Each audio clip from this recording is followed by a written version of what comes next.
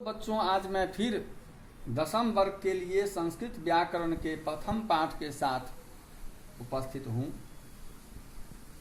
ये हमारा छठा दिन है। इससे पहले हमने संधि की परिभाषा, संधि के मूल भेद और स्वर संधि के 3 भेदों की चर्चा की। इससे पहले वाले वर्गों में आपने दीर्घ संधि, यन संधि और गुण संधि के बारे में अध्ययन किया। दीर्घ संधि में आपने देखा अकः सवर्णे दीर्घः, अर्थात समान वर्ण आपस में मिलकर दीर्घ हो जाते हैं। गुण संधि में आपने देखा एओ और गुंजानिये आद गुणः, जिसमें कि अ ई मिलकर ए होता है, अ उ मिलकर ओ होता है और अ और री मिलकर अर होता है। यन संधि में हमने अध्ययन किया इको यनचि, अर्थात इक का यन होता है, जिसमें कि ई उ री लिरी का य व र ल होता है। इसलिए कभी कभी आपको वर्ग में ऐसा सुनने को भी मिला होगा कि ई उ री लिरी को करें य व रल यन हेतु। अब आज हम वृद्धि संधि की चर्चा करेंगे। सबसे पहले जानते हैं कि वृद्धि का मतलब क्या होता है। तो वृद्धि का अर्थ है बढ़ना, बढ़ जाना,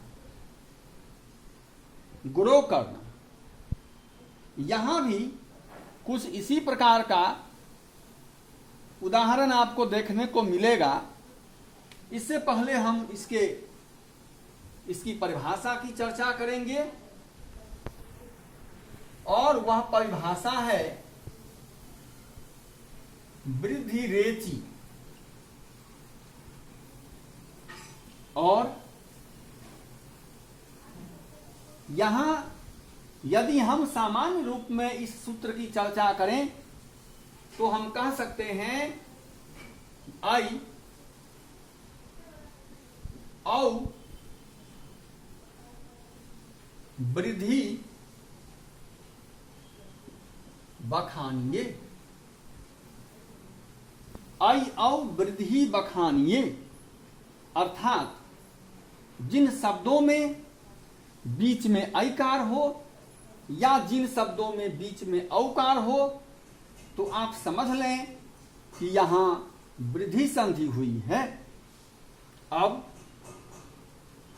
आखिर आई बनता कैसे है। तो एक वाक्य में आप सुन लीजिए कि ए से आई का निर्माण होता है, ए या आई से आई होता है, और ओ या और औ से औ होता है।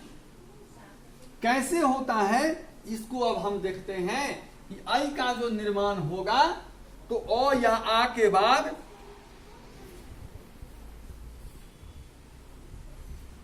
ओ या आ के बाद अगर ए या आई आता है तो दोनों मिलकर आई हो जाते हैं। उदाहरण देख लीजिए।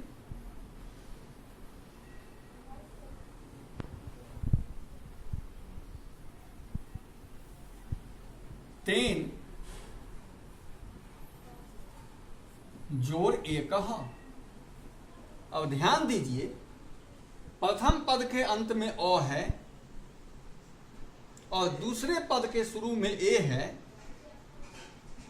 ये अ और ए मिलकर आई बन जाता है, तो ये बन गया तेनैकः। अब देखते हैं बच्चों कि यदि प्रथम पद के अंत में आ रहता है, जैसे बाला, बाला का मतलब लड़की, बाला जोड़ एका। अब देखते हैं यहां क्या होगा।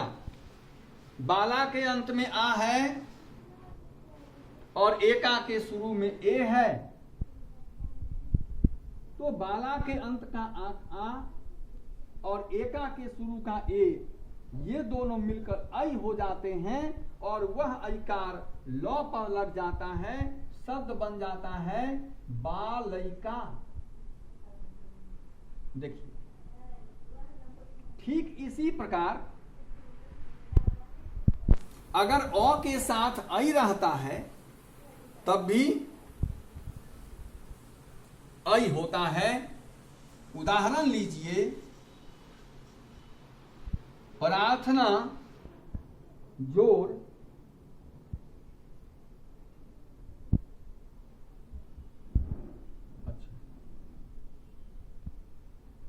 प्रार्थना जोड़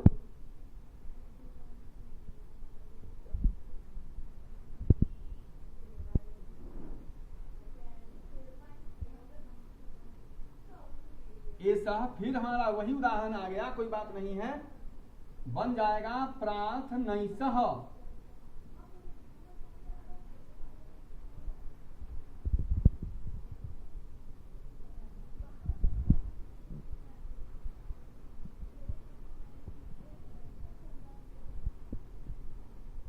दूसरा उदाहरण ईश्वर जोड़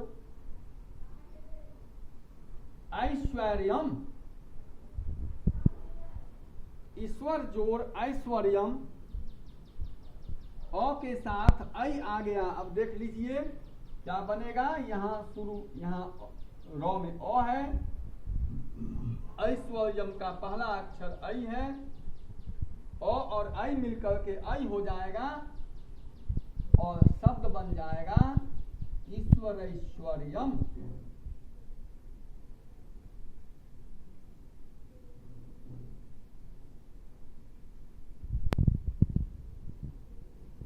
ईश्वरैश्वर्यम, ईश्वर जोड़ ऐश्वर्यम, अ के साथ ऐ आ गया तो ऐ बन गया। ठीक इसी प्रकार हम देखते हैं कि अगर अ या आ के बाद ओ या औ आता है, अब हम औ को देखते हैं। अगर अ या आ के बाद ओ या औ आता है तो दोनों मिलकर औ हो जाता है। जैसे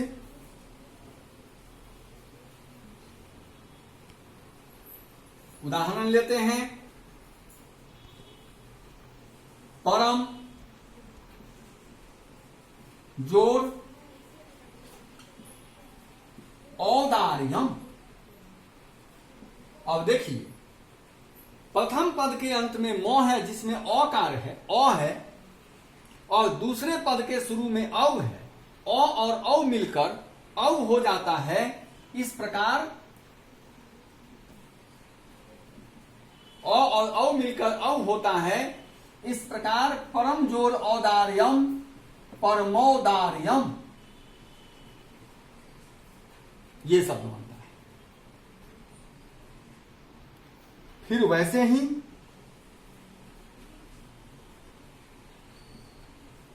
महाजोड़ ओजह। अब देखिए महाजोड़ ओजह, महा में अंत में आ है, ओजह के शुरू में ओ है, आ और ओ मिलकर फिर औ होता है। इस प्रकार ये बन जाएगा महोजह।